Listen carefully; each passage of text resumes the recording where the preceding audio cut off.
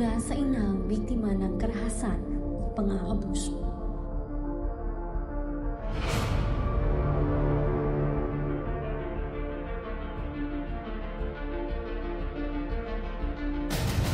Pagmamahal sa anak, sa kapwa, ngunit sadyang ang mundo'y walang awa.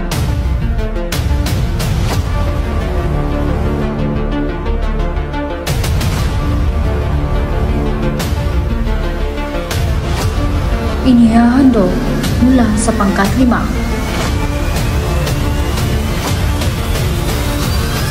Ang sisa.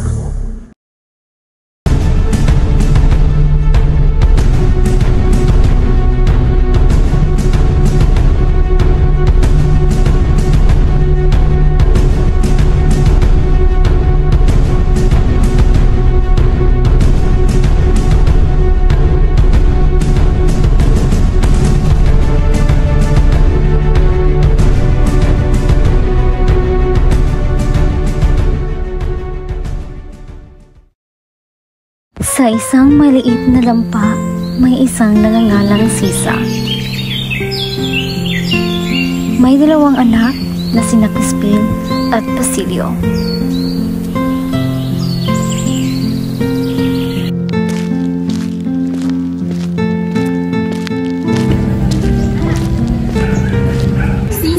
Sisa! Oh, Maring Tasyo, naparito ka. May dala akong ulam para sa inyo. Maraming salamat po, Manang Tasyo. Tiyak na magugustuhan po ng mga anak ko. Walang anuman, Sisa. O siya, matuloy na ako.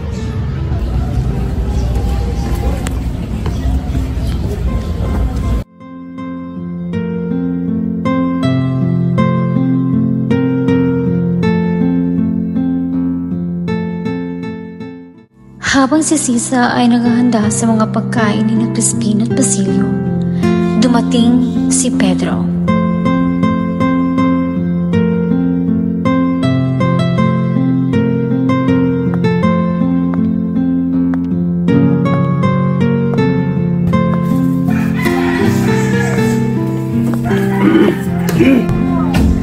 Oh, Pedro! Ikaw pala!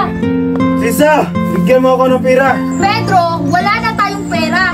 Ibinenta ko na lahat ng mga alahas ko. Kailan ka magbabago? Wala akong pakialam! Ano to? Pagkain?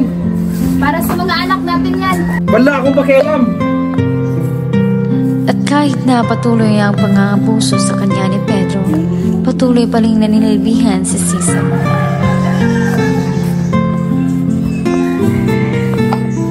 Lumalalim na nga ang gabi, ngunit wala pa rin ang 2 anak na si Crispin at Basilio.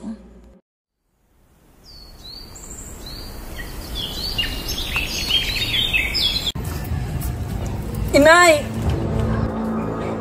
Basilio? Basilio!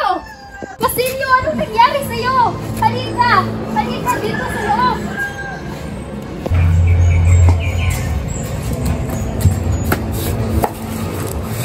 Basilio! Sinong umahabol sa'yo? Nasaan si Crispin? Inay, pinagbintangan si Crispin. Pinagbibintangan siya ng gapang ng kostya. Ano? Kawawa naman ang kapatid mo. Kumusta na kaya siya?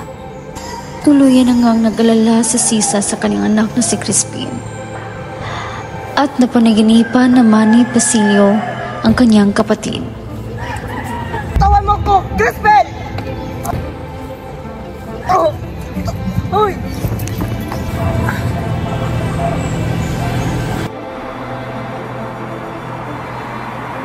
Dali-daling pumunta si Sisa sa lugar ng San Diego upang alamin ang tungkol sa nangyari ni Crispin.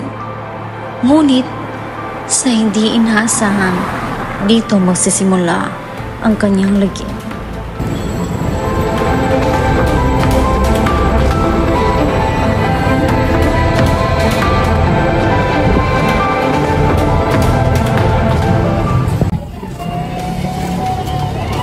Mare, alam mo ba kung sinong padre ang mag-umisa ngayong piyesta? Bakit di Padre Damaso? Kung wala naman, baka magpapili. No! Alam mo ba ang tungkol sa indulhensya? Ano ba yun? Ito yung tungkol sa mga kamag-anak na namayapa na.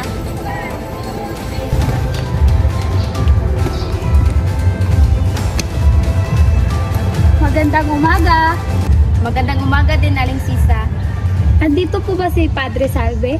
Naku, pasensya na. Wala si Padre Salvi ngayon. Ganun po ba? Pakibigyan na lang po ito sa kanya. Pero hoy, teka, Aling Sisa. Nabalitaan mo na ba? Nagnakaw daw ang dalawa mong anak sa simbahan ng kura. Ano? Marahil ay papunta na ang mga Guardia Civil sa inyo. Eka, di ba ikaw ang ina nila? Hindi mo ba sila tinuruan ng magandang asal? O naman na din nila sa kanilang ama na walang kwenta?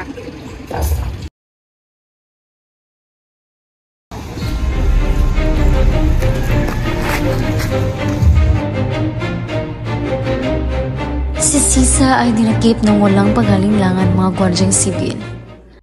Gutom, pangungulila, at pang-aabuso. Ito lamang ang mga dinanas ni Sisa habang siya'y kinulong. Sa kadahilanang, ito ang naging rason sa kanyang pagkawala sa sarili. Si Sisa ay nagmamangkang tumakas sa mga gwardyang sibil upang puntahan ang kanyang mga anak.